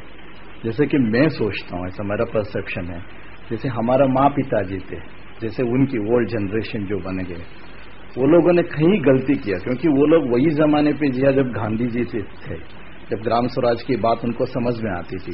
फिर भी यह घर घर में ज्यादा से ज्यादा ये मिडिल क्लास में ऐसा क्यों सिखाया गया हमको पैसे की पीछे जोड़ना, जैसे नेशनलिटी फीलिंग कभी ऐसा बीज डाला ही नहीं है।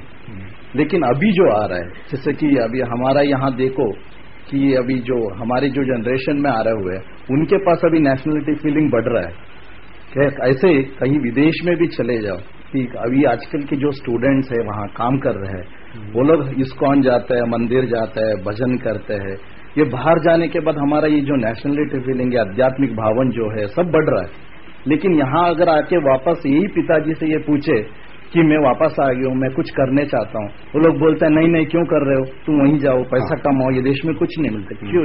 मेरा यही शक है, इतना सब संस्कृति था, इतना सब था, जैसे बड़े वाले बोलते हैं आजकल की जमाना खराब है, लेकिन वो क्यों वो चेन था वो मिस हो गया, वो लिंक बदल गया, कैसे और क्यों? नहीं, ऐसा शायद नहीं है। मेरे ख्याल से आज से कुछ 150 बरस पहले हम बदलना शुरू हुए, सब लोग ने। ये जो पढ़े लिखे लोग हैं, समृद्ध हैं, इन्होंने मन में हार मान लिया। ये हुआ कि हमारे बस का तो स्वतंत्रता लाना संभव नहीं है, इसलिए किसी तरह से इनसे संबंध करके ही, इनकी भाषा सीख के, इनका ज्ञान प्राप्त करके कुछ जितना हो सकता हो करो। और अंग्रेजों ने ये किया कि लोगों को इतना दबाया और लोगों को काम धंधे बंद किए, मतलब उनको इनएक्टिव कर दिया, आलस्य उनमें ला दिया। तो फिर तो सब ऑर्डर ही ऑर्डर था ना, डिस्टर्बेंस नहीं रह गया ज्यादा समाज में। कभी थोड़ा डिस्टर्बेंस हुआ, जैसे 1857 में हुआ, जब बाद में एक बड़ा गाय के को लेकर के आंदोलन हुआ 1880 के करीब में, तो लेकिन विशेष नहीं हुआ।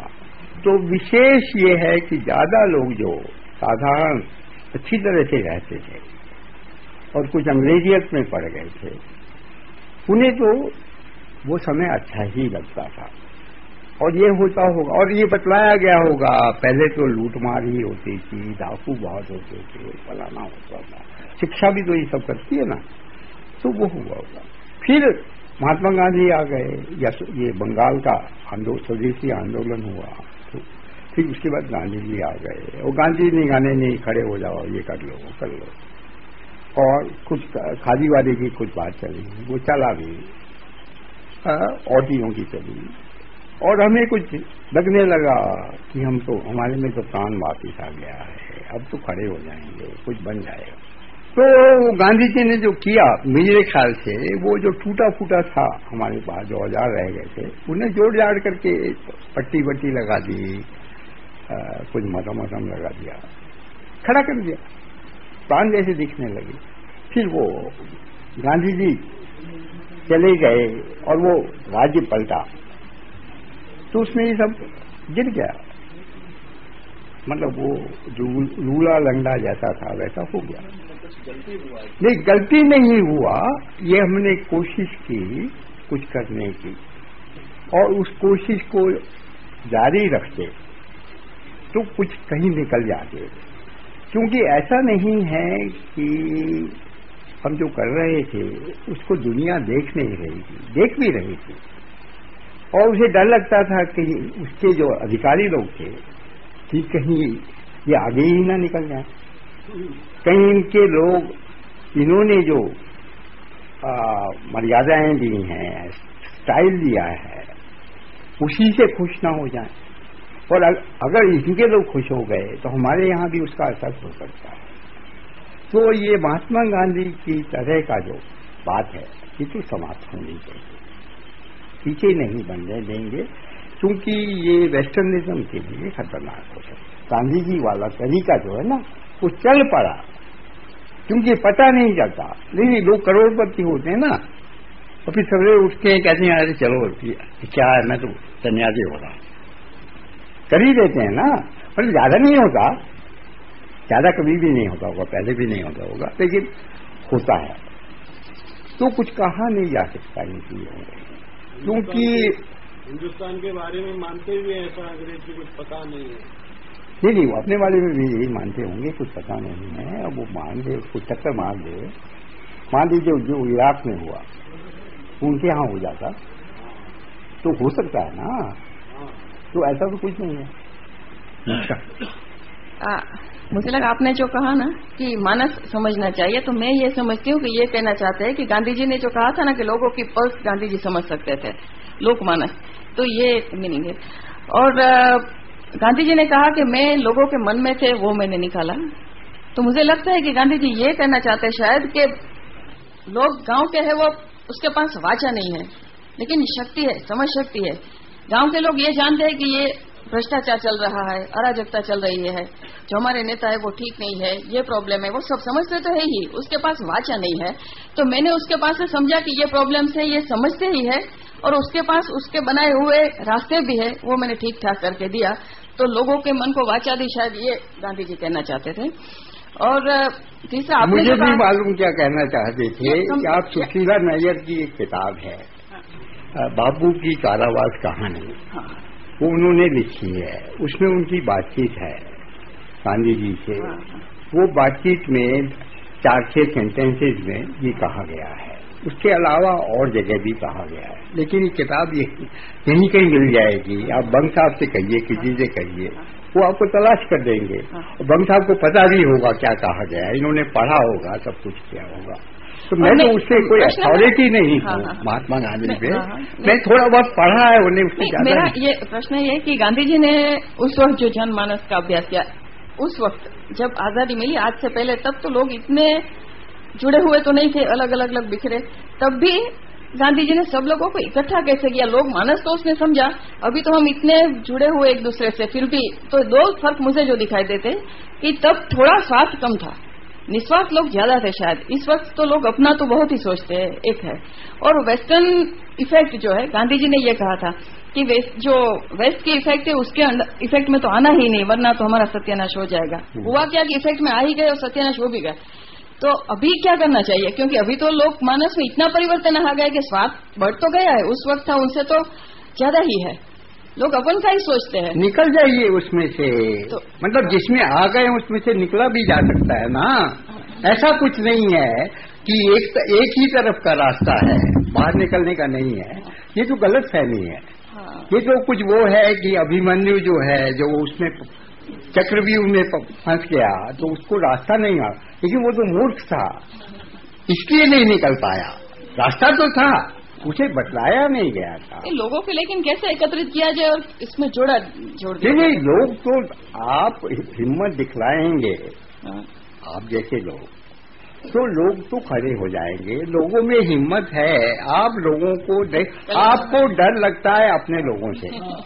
मुख्य प्रश्न ये है, हम तो अमेरिके के जूते साफ करने के लिए तैयार रहेंगे, लेकिन अपने लोगों के साथ तो हम सहकार नहीं करना चाहते, क्योंकि ये तो इन्हें तो हम आदमी नहीं मानते। और ये सबके लिए, मतलब मेरे ख्याल से कोई भी यहाँ जो बैठे हैं उनमें वो सभी ऐसे हैं। हाँ, नहीं सचमुच तो मुझे अब ये कहना नहीं चाहिए, बदतमीजी की बात कर रहा हूँ। और मैं नहीं, एक बात मैं कह देता हूँ यहाँ, मुझे ये बहुत दिनों से लगता है, और अभी से नहीं, बरसों से, कि ये आश्रम जो गांधी जी के बने, कि सेवाग्राम, मतलब आश्रम वो नहीं कि जिसमें गांधी जी रहे, वो बात मैं नहीं कर रहा। ये मॉडल हो गया, और इसी तरह के 200-400 और आश्रम बन गए देश में। और ये महात्मा गांधी को एक परेशानी है जो वो कह रहे हैं, सन 36 में कह रहे हैं कि गांव के अंदर रहना तो मेरे लिए बड़ा मुश्किल है। गांव के किनारे पे तो रह सकता हूं, बीच में नहीं रह सकता। उन्हें उसकी आदत नहीं है, कोई कारण है, वो बतलाते नहीं है ज्यादा। तो ये जो आश्रम ये गांव से हटके बने हैं, 500 गज पे, 1000 गज पे, 200 गज पे, ये खराब मॉडल है। इसने हमें अलग कर दिया, और उसी से ये जो एन्क्लेव्स बन गए हैं, कॉलोनीज बन गई हैं शहरों में। पुराने शहर हैं, दिल्ली है, उसका चांदनी चौक है, उसके कटरे हैं, फलाना है। फिर वो हुआ कि तिमारपुर बन गया, और फिर बाद में ये नए नए नगर बन गए, और चाणक्यपुरी बन गया, और फलाना हो गया। तो ये तो नहीं होता, ये तो विदेशी सब है। हम भारत में विदेश कायम कर रहे हैं, और हमें अच्छा लगता है, और हमें ये स्वीकार करना चाहिए कि हमारी दशा ये है। हम जो इन सब चर्चाओं में हिस्सा लेते हैं, या यूरोप घूमते हैं, या अमेरिका घूमते हैं, या व्यापार करते हैं, या गांधी जी का प्रचार भी करते हों, लेकिन हम विदेशी हो गए हैं, इसमें तो हो रहा नहीं। और वो उसमें भूले हुई हैं, उन भूलों को दुरुस्त करना पड़ेगा। गलत रास्ते हमने पकड़े हैं, और उसमें गांधीवादियों ने सोचा है नहीं सोचा है मुझे नहीं मालूम, और गांधीवादी तो बड़े लोग हैं, मैं तो मेरी हिम्मत नहीं है कि सब पूछने की उनसे।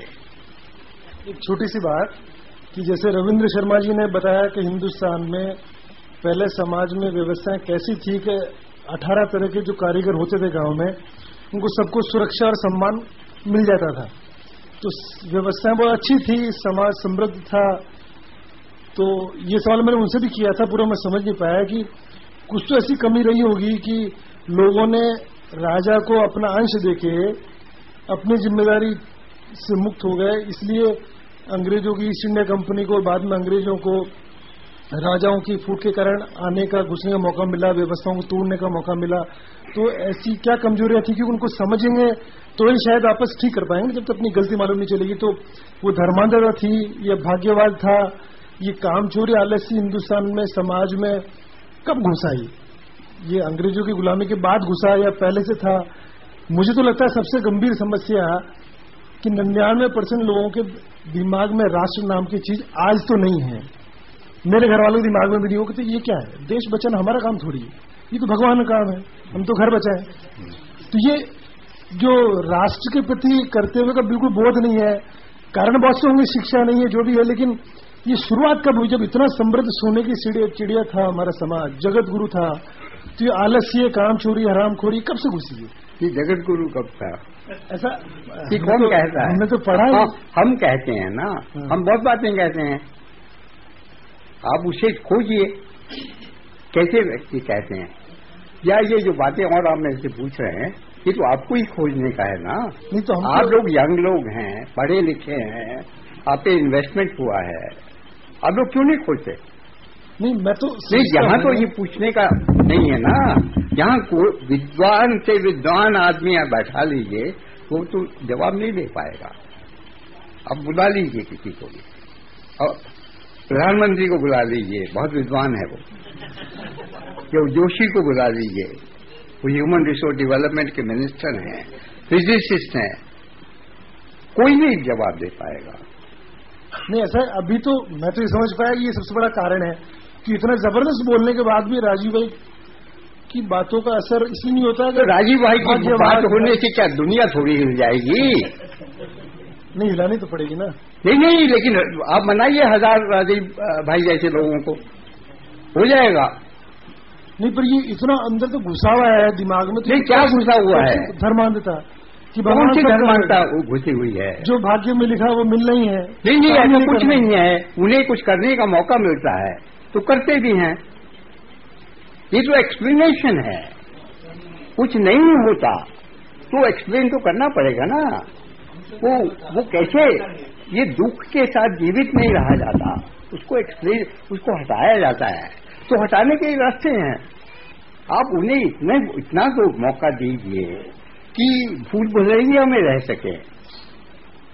जब तक आप कर नहीं पाएंगे, शक्ति नहीं होगी, तब तक नहीं करेंगे।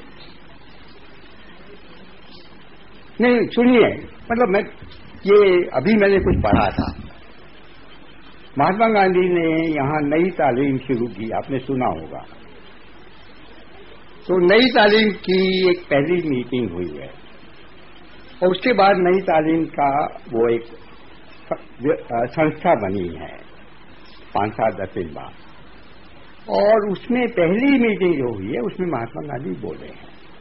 उनके कुछ प्रश्न किए गए हैं, क्या करना है। तो वो कह रहे हैं कि नई तालीम जो है ये किसी उसके द्वारा, उद्योग के द्वारा होगा, लेकिन वो उद्योग खेती नहीं होगा, खेती के द्वारा वो नहीं हो सकता।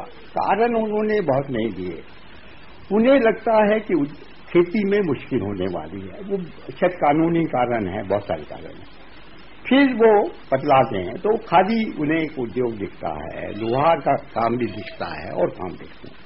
और उसमें वो कहते हैं कि 7 वर्ष के बाद जो विद्यार्थी है वो इस काबिल हो जाना चाहिए कि वो 15 रुपए महीना कमा सके, 50 पैसे रोज। फिर वो कहते हैं कि अगर उसको रोजगार नहीं मिलता तो ये जरूरी है कि उसको अनएम्प्लॉयमेंट बेनिफिट दिया जाए। अब ये बात जो महात्मा गांधी ने कही है, कहीं भी गांधी जी के ग्रंथों में नहीं आई है। ये नई तालीम का जो गाना दिन भर गाते हैं, दिन रात चलता है, उन्होंने नोट नहीं किया है कि वो ऐसा भी बोल गए थे। मतलब उस जमाने में किया वो मुझे नहीं मालूम, मैंने पिछले 20-30 साल में तो नहीं सुना। बड़ी बात कही है महात्मा गांधी ने, हम तो सुनते नहीं हैं, बहरे हैं, जान करके बहरे हैं, क्योंकि कुछ करना पड़ जाएगा, करना नहीं है, बगैर किए सब कुछ मिल जाता, तो वो तो नहीं। अब आप भाषण मत दीजिएगा। हाँ, बहुत गंभीर बात है बताई। मुझे लगता है कि राजू भाई को कुछ बोलना चाहिए इसके बारे में। हम सब बातें करते हैं तो वो तो पीछे बैठे बैठे सिर्फ सुन रहे हैं क्या तमाशा हो रहा है। आप आइए और कुछ समापन कीजिए तो अच्छा है। हाँ, हाँ। और आपने जो बात किया, मैं समझता हूँ ये बात इसलिए किया था गांधी जी ने कि जो विद्यार्थी 7 साल के बाद उद्योग द्वारा शिक्षण लेने के बाद वो इतना सक्षम हो जाएगा कि उसको कुछ देने की जरूरत पड़ेगी नहीं, वो खुद नहीं, ये सब आप बहानेबाजी मत करिए। नहीं, ये नहीं, साफ बात है, गांधी जी ने कहा है अगर वो नहीं हो पाता तो इतना हम देंगे। ये समाज की जिम्मेदारी होगी, राज्य की जिम्मेदारी होगी, आप भागे मत इससे। ये गांधीवादियों का जो भागने का एक तरीका है ये अच्छा नहीं है, ये सारे भारतीयों का है, लेकिन बदकिस्मती से गांधीवादियों का भी है।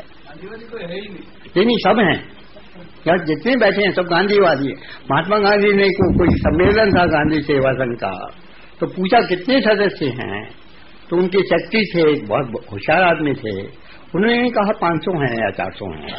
तो कहा कि मैं तो 5-7 हजार लोग देख रहा हूँ, ये सब सदस्य ही है ना, तो सब सदस्य ही थे, ऐसे फालतू थोड़े लोग आते हैं, कोई रुचि होती है इससे आते हैं। तो ये मत कहिए कि गांधीवादी यहाँ आकर के सेवाग्राम में मीटिंग करके हफ्ता भर 10 दिन, तो आप तो गांधीवादी तो हो ही गए। और ये गांधीवादी नहीं है प्रदीप, तो क्या है ये? पक्का गांधीवादी। बहुत मैं बदतमीजी की बातें बहुत कह गया, वो मुझे जो अधिकार नहीं है। हाँ, लेकिन नहीं, गांधी जी पे बात मत करिए तो अच्छा है, क्योंकि वो फालतू में उन्हें क्यों घसीटते हैं हम अपने इसमें। पूजनीय आदरणीय धर्मपाल जी ने आज अपना बहुत समय हमें दिया और समुचित मार्गदर्शन हमको दिया, एक नई दृष्टि हमको दी। बहुत सी बातें उन्होंने सूत्र रूप में कही हैं, जिन श्रोताओं को वो बहुत नहीं समझ में आई हो, तो वो मैं फिर से कहूंगा कि उनकी भारत का स्वधर्म जो पुस्तक है उसको एक बार पढ़ेंगे अब ध्यान से, मतलब सुनने के बाद, जिन्होंने पहले नहीं सुना हो तो अब एक और आपको उसमें से जो आज उन्होंने कहा है वो समझ आपको आएगी। मैं अपनी तरफ से क्या आभार व्यक्त करूं, आप सबकी तरफ से आपने इतना अच्छा मार्गदर्शन दिया, इसके लिए हम सभी को जो ज्ञान मिला उसके लिए हम आपके हृदय से आभारी हैं। हमारे बहुत आग्रह अनुनय विनय के बाद आपने बोलना स्वीकार किया था, आपने कहा था मैं कुछ नहीं बोलूंगा और मैं केवल सुनना चाहता हूं, मैं केवल सुनूंगा।